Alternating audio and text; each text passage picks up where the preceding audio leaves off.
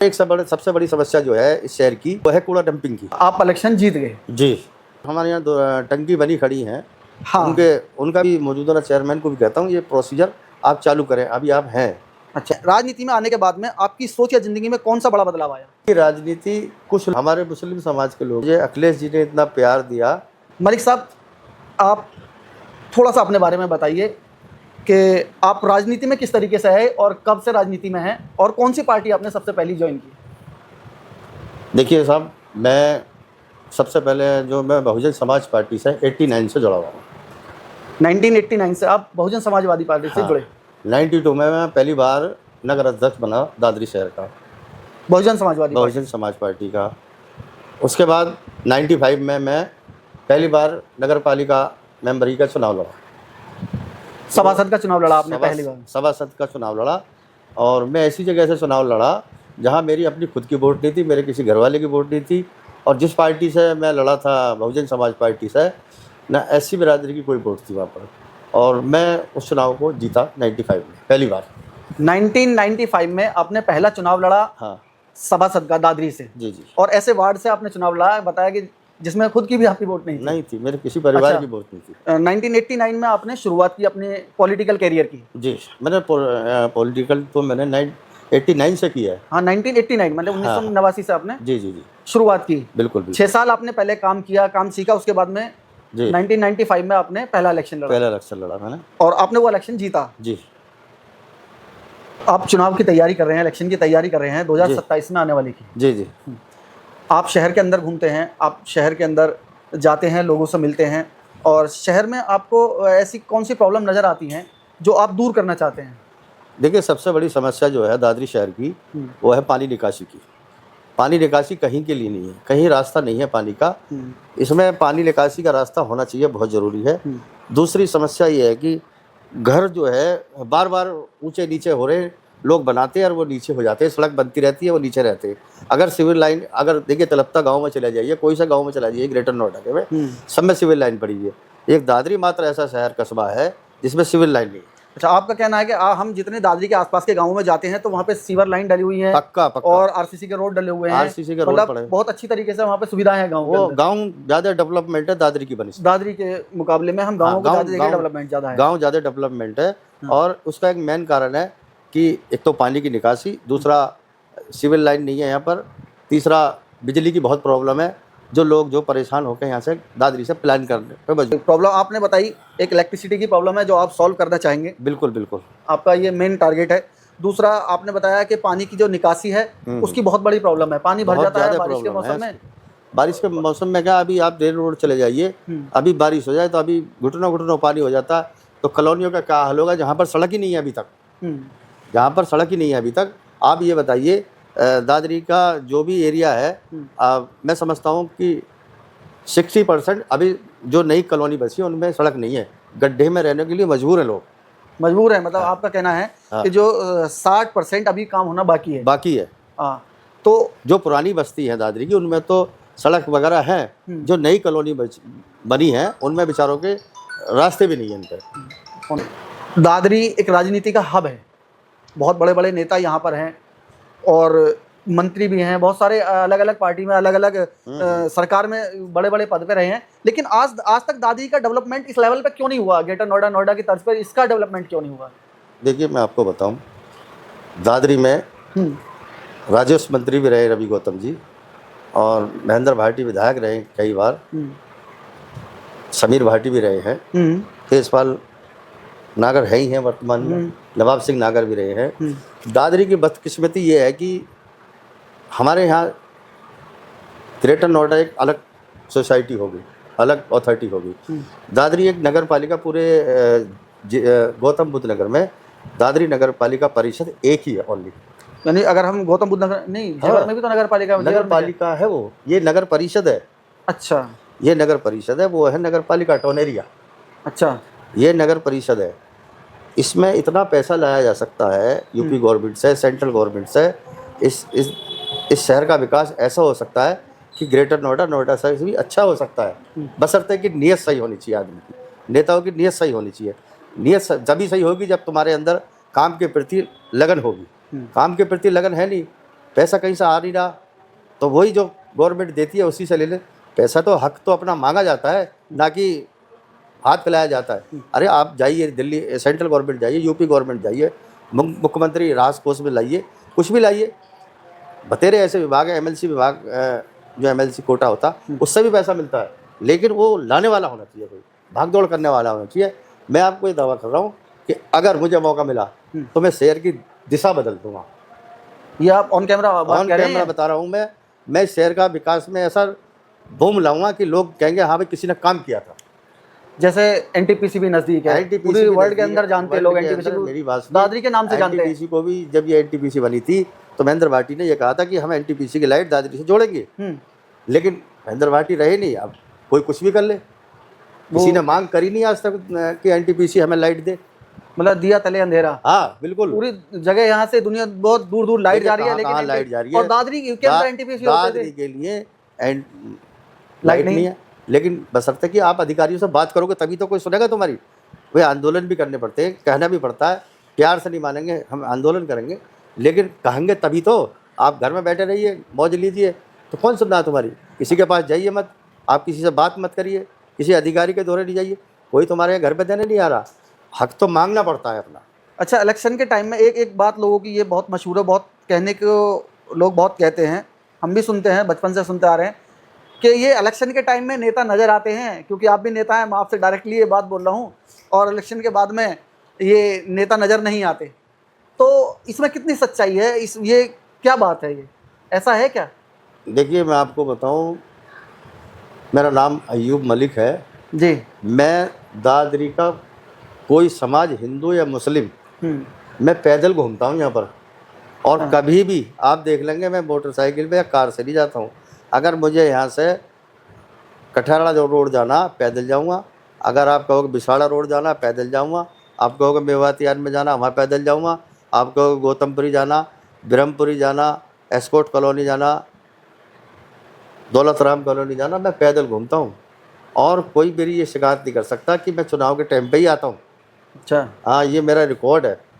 अभी भी मैं जो हूँ ना, अभी 5 बजे निकलूँगा और मैं कम से कम 9-10 बजे तक घूम घाम के आता हूँ। ये मेरी कोई शिकायत नहीं है, ना मैं उन लोगों में से जो चुनाव में आए और अपना चुनाव लड़ा और चले गए अपने घर के लिए। हाँ, इसीलिए मैं चुनाव देखो 3 बार हार चुका हूँ, फिर भी मैं हिम्मत नहीं हारता। हाँ। तो आप बता रहे हैं कि 60% अभी काम जो रोड्स का है दादरी के शहर के, वो बाकी हैं, वो काम नहीं हुए हैं। नहीं हुए। तो आपका ये मेन एजेंडा रहेगा, इलेक्ट्रिसिटी की जो प्रॉब्लम है वो ख़त्म करनी है, रास्ते बनवाने हैं सही तरीके से, प्रॉपर तरीके से, आरसीसी के रोड होने चाहिए, और तीसरा आपने बताया पानी की निकासी। और हमारे यहाँ टंकी बनी खड़ी हैं। हाँ, उनका भी कुछ नहीं हो रहा है, ऐसी ही खड़ी है, बना के छोड़ दिया उनको, और अभी तक कोई पानी की सप्लाई नहीं, कोई सिविल जो डलती है उसकी लाइन, पाइप लाइन वो भी नहीं डली है। और एक सबसे बड़ी समस्या जो है इस शहर की, वो है कूड़ा डंपिंग की। कूड़ा डंपिंग के लिए कोई स्थायी जगह नहीं है, रोज़ लड़ाई होती है, लोगों ने धरने भी दिए हैं, बदबू के मारे उन लोगों का जीना मुहाल हो गया है। इसलिए मैं ये चाहता हूँ, अगर मुझे ऊपर वाले ने कामयाब किया तो कूड़ा डंपिंग की समस्या प्राथमिकता के आधार पर होगी। अच्छा, तो उसमें इसका कुछ रूल्स होते हैं कि कूड़ा इस एरिया में डलना चाहिए, ऐसा होना चाहिए, रेजिडेंस से दूर होना चाहिए? बिल्कुल होना चाहिए, रेजिडेंशियल से दूर ही होना चाहिए, और इसके लिए स्थायी जगह होनी चाहिए। पूरा प्रोसीजर मशीनों द्वारा इसको रिसाइकल करने के लिए, रिसाइकलिंग के हिसाब से इसको हम कलेक्ट करके उसको एक स्टैम्प पर रखें। हाँ। जहाँ भी उसको हम बनाएं तो वही रिसाइकिल का प्रोसीजर होना चाहिए। हाँ, मतलब वो कन्वेयर लगा देते हैं उसमें से जो प्लास्टिक वगैरह ये सब अलग अलग कर देते हैं। आप बड़े बड़े शहरों में चले जाइए, नोएडा में चले जाइए, कहीं भी चले जाइए, ये सब जगह यही प्रोसीजर है। एक डंपिंग जगह होती है, वहीं पर सारा मशीनें वगैरह लगी हुई होती हैं, वहीं रिसाइकिलिंग किए जाते हैं सब चीज़, जो कि अभी हमारी दादरी में नहीं है। तो आपके ये भी एक एजेंडे में है कि आप अगर आप आगामी चुनाव में कामयाब होते हैं तो आप ये सारी समस्याओं का पूरी तरीके से समाधान करेंगे? बिल्कुल यही होना चाहिए। और मैं तो अभी मौजूदा चेयरमैन को भी कहता हूँ, ये प्रोसीजर आप चालू करें, अभी आप हैं। अच्छा, हाँ, आपने ये बात पहुंचाई है वहाँ उन नहीं तक? पहुँचाइए, मैं आपके माध्यम से भी पहुँचा रहा हूँ। अच्छा, ये रिसाइकिलिंग वाला प्लांट जो है आपको लगाना चाहिए। जो डंपिंग यार्ड होता है वहाँ हाँ, पे, जो डंपिंग रिसाइकल यार्ड में, करते हैं वो जो है हाँ, ना वो होना होना चाहिए, बहुत ज़रूरी है। ये इम्प्लीमेंट हमारे शहर के अंदर हो जाना चाहिए। हाँ। अच्छा, तो चलिए ये तो यहाँ इसके मुद्दे हो गए हमारे। मलिक साहब, कुछ ऐसे क्वेश्चन हैं आपको जिनमें दो दो बात में जवाब दे देना है बस। जी, ये हमारी बातें होगी, लोगों ने सुन ली है। राजनीति में आने के बाद में आपकी सोच या जिंदगी में कौन सा बड़ा बदलाव आया? देखिए, राजनीति में मेरे आने में मेरे अंदर जो बदलाव आए हैं, पब्लिक की सेवा करने का भाव आया है। ठीक है। दूसरा, आज के समय में ईमानदार नेता बन पाना कितना मुश्किल है? बहुत मुश्किल है।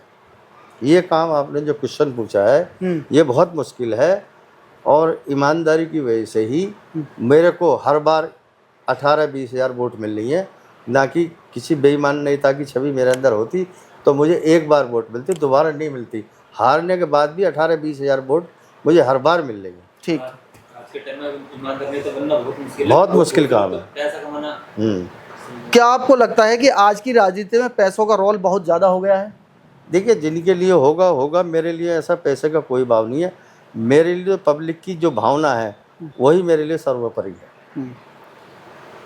आपने अपने राजनीति सफर में कब सबसे ज़्यादा निराशा महसूस की और फिर खुद को कैसे संभाला? देखिए, एक बात मैं आपको बताऊं, चुनाव आदमी जो 3 बार हार गया और 3 बार जीता भी हूँ मैं, मुझे इस चीज़ से कोई फ़र्क नहीं पड़ता, क्योंकि मेरे अंदर मेरी एनर्जी, जो मेरी आम जनता है जो मुझे वोट दे रही है, वो मुझे हर बार बढ़ा के वोट दे रही है, कम नहीं कर रही। ठीक। अगर आज आपको किसी युवा को राजनीति में मेंटर करना हो तो आप सबसे पहले उसे क्या सिखाएंगे? नहीं, सबसे पहले तो मैं उसको ईमानदारी सिखाऊंगा, ईमानदारी से काम करो, अगर आगे बढ़ो। देखिए, हमारी उम्र भी 60 के करीब हो गई है, तो हम चाहेंगे नया जो पीढ़ी है वो सच्ची ईमानदारी से काम करे, आगे बढ़े, हम उसको सपोर्ट भी करेंगे। क्या आपको लगता है कि हमारी कौम की एकता आज से पहले जैसी नहीं रही? इसका हल क्या है? देखिए, ऐसा नहीं है हमारी कौम एकता नहीं है, एकता है। और आने वाले टाइम में देखिए, ये उदारवादी लोग जो होते हैं वो सबको साथ लेके चलते हैं, हर समाज को साथ ले, वो हिंदू है या मुस्लिम है। मेरी जो सोच है उदारवादी है, और मैं ये सोचता हूँ ये जो पूरा दादरी शहर है, ये मेरा एक परिवार है, मैं इसको साथ लेके चलूँ। मैं आपसे ये कहूँगा जी, मैं किसी भी समाज में, हिंदू समाज हो, मुस्लिम समाज हो, आप मेरी लोकप्रियता के बारे में आप हिंदू भाइयों से पूछो, आदमी कैसा है, कैसा शख्स है, काम करने लायक है नहीं, लेकिन क्या करें, उस टाइम मजबूरी आ जाती है लोगों की, जातिवाद में बढ़ जाते हैं, बिरादरीवाद में बढ़ जाते हैं, लेकिन मेरे लिए कोई बुराई नहीं कर सकता। मतलब कहीं ना कहीं हमारे यहाँ पॉलिटिकल ये भी इशू है, जब इलेक्शन का टाइम आता है तो लोग बढ़ जाते हैं जातिवाद में या बिरादरवाद में। ये भी एक बड़ा, मतलब जो जिसे काम करना चाहिए वो नहीं जीत पाता या वो आगे नहीं आ पाता है। उसका एक कारण ये है कि जब हम चुनाव में जाते हैं वो ये कहते हैं आदमी तो अच्छा है, आदमी अच्छा काम करने वाला बढ़िया है, लेकिन क्या है, जाति बंधन में बैठ के, बिरादरी बंधन में बैठ के वो थोड़ा सा आदमी, आजकल तुम जान ही रहे हो, पॉलिटिक्स जो होगी ये जातिवाद की होगी। मेरे अपने मिलने वाले जो मेरे हमदर्द हैं, मेरे शुभ चिंतक हैं, वो मुझे वोट भी देते हैं, ऐसा नहीं है। अभी आप चले जाइए गौतमपुरी में, गौतमपुरी का वार्ड नंबर 1 चालू होता है, वहाँ से मुझे अच्छा, सबसे ज़्यादा मुझे वोट मिली है। तो ऐसा नहीं है वोट नहीं मिलती है, मुझे गीता के वार्ड से भी वोट मिलती है, ऐसा नहीं है। वहाँ से मुझे ब्राह्मण समाज भी देता है, मुझे ठाकुर समाज भी देता है, मुझे गुर्जर समाज भी देता है, मुझे हर बिरादरी की वोट मिलती है। मेरी सोच को वोट मिलता है, मैं मुस्लिम हूँ, वो हिंदू है, लेकिन फिर भी मुझे वोट दे रहे हैं वो। ये धर्म की राजनीति कुछ लोगों के लिए है, अदरवाइज मैं आपको बताऊँ, हमारे मुस्लिम समाज के लोग भी गीता पंडित को भी वोट देते हैं, ऐसा नहीं है नहीं देते। अच्छा, हाँ, ये आप दिमाग से कन्फ्यूजन निकाल दीजिए। जहाँ तक धर्म की राजनीति कुछ लोगों तक सीमित है, लेकिन हमारे लोग भी, मुस्लिम लोग भी गीता को वोट देते हैं, ऐसा नहीं है नहीं देते। जो नॉन मुस्लिम सब आपको भी देते हैं, मतलब हमें भी मिलती है वहाँ से, यहाँ से भी मिलती है उनको, ऐसा कुछ नहीं है। यानी राजनीति चल सकती है इसके बगैर? कोई नहीं, ये तो कोई इशू नहीं के लिए है, सब खत्म हो जाएगा बस। अच्छा, जैसे मैंने लोगों से मिलता हूँ, बातचीत करता हूँ, तो वो जो प्रेजेंट में हमारे यहाँ नगर पालिका अध्यक्ष हैं जो गीता पंडित हैं, जी जी। लोग कहते हैं काम करवा रही हैं, बहुत अच्छा काम हो रहा है। आप कह रहे हैं अभी 60% काम बाकी है। नहीं, मैं आपको बता रहा हूँ, जो नई कॉलोनी बसी है इस दादरी के अंदर, आपको मैं सर्वे करवा देता हूँ। वहाँ मेरे ख्याल में 5-5, 6-6 फुट के गड्ढे हैं, लोगों ने मकान बना रखे हैं। आप दौलतराम कॉलोनी चलिए मेरे साथ, मैं घुमा देता हूँ आपको। और नई नई कॉलोनी जैसे कितनी बननी है, एस्पोर्ट कॉलोनी है, वैसी है, वहाँ काम ही नहीं है। अच्छा, ये जो रेलवे रोड आता है, ये रेलवे रोड जो है हमारा, जी, ये नगर पालिका अंडर में ही आता है बनवाना? नहीं, ये नगर पालिका का अंडर बनी है। ये नगर पालिका के अंडर, यानी कॉलोनी के अंदर का जो एरिया है वो सारे जो है वो नगर पालिका में पूरे शहर। लिया हो। कभी ऐसा एक मोड़ आया हो कि आप बहुत ही ज़्यादा इमोशनल हो गए हो उस मोड़ में? एक बार मैं अभी इसी इलेक्शन में, जब मुझे अखिलेश जी ने इतना प्यार दिया कि उन्होंने कहा आप चुनाव लड़ो, हम आपके साथ हैं। अच्छा। भले ही मैं हार गया, लेकिन मैं अखिलेश जी का इसलिए शुक्रिया अदा करता हूँ कि उनकी टीम पूरी, और वो लोग, अखिलेश जी ने मुझे आश्वासन दिया था आप लड़ो, आगे बढ़ाएंगे आपको। ये बहुत बड़ी बात है एक बड़े नेता की। उस वक्त आप इमोशनल हुए? बिल्कुल। मलिक साहब को सुना और इनके विचार आपने सुने, इन्होंने किस तरीके से राजनीति में कदम रखा, किस तरीके से इन्होंने राजनीति को अभी तक आगे बढ़ाया है, किस तरीके से राजनीति में काम कर रहे हैं, और आप इनसे क्या चाहते हैं कमेंट में बताइएगा ज़रूर, और आपको कैसी लगी वीडियो ये ज़रूर बताएं। ठीक है, थैंक यू।